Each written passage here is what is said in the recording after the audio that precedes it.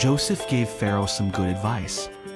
God showed Joseph that Pharaoh's dreams were a warning to the people of Egypt.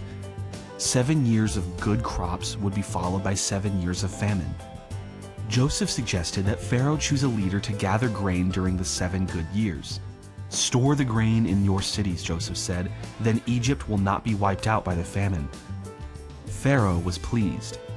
He asked his servants, "Can we find anyone like Joseph? He has God's spirit in him." Pharaoh told Joseph, "God has made this known to you. There is no one smarter or wiser than you. You will be over my people, and everyone will obey your commands. I am placing you over all of Egypt, and only I will be greater than you." Pharaoh gave Joseph his ring and fine clothing.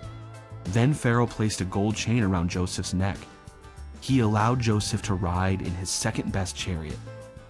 When Joseph rode in the chariot, servants shouted, "Make way." Joseph went to work and did exactly what God had shown him to do. For 7 years, Joseph saw that extra grain was stored in every city. There was so much grain, like the sand of the sea, that Joseph stopped measuring. At the end of the 7 years, the famine began. People were hungry. Joseph opened the storehouses and sold grain to the Egyptians. People from everywhere came to Egypt to buy food. There was plenty of food in Egypt because Joseph did what God showed him to do.